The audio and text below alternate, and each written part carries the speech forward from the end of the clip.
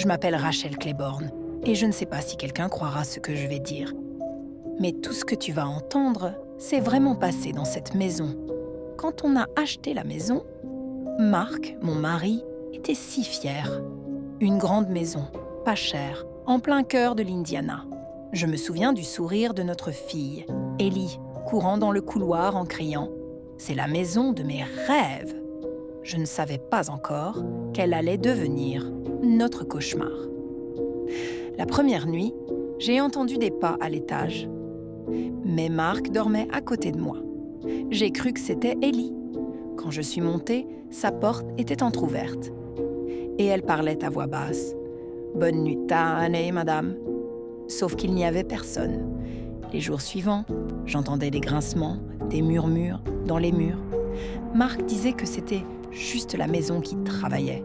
Mais chaque nuit, 3h12, toujours la même heure, le couloir s'allumait tout seul.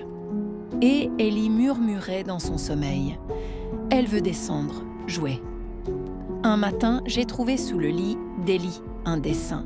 C'était une femme en robe blanche, sans visage, tenant une petite fille par la main. Ellie m'a dit « C'est ma nouvelle amie. Elle habite dans la cave. » Mon cœur s'est arrêté.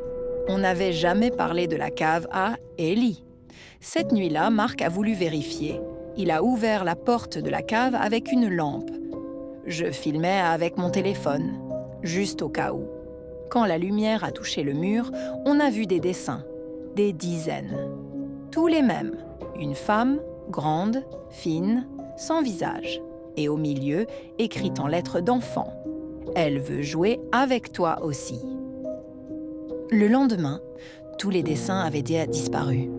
Et sur les murs, à leur place, quelqu'un avait écrit à la craie « Bienvenue, Rachel ». Je n'ai plus jamais descendu les escaliers après ça. 2 jours plus tard, je me suis réveillée seule. La maison était vide, plus de Marc, plus d'Ellie, juste une odeur de terre humide venant de la cave. Quand la police est arrivée, ils n'ont rien trouvé, rien, sauf une photo récente posée sur la table, nous 3, souriants, et, derrière nous, cette même femme, floue, mais bien là.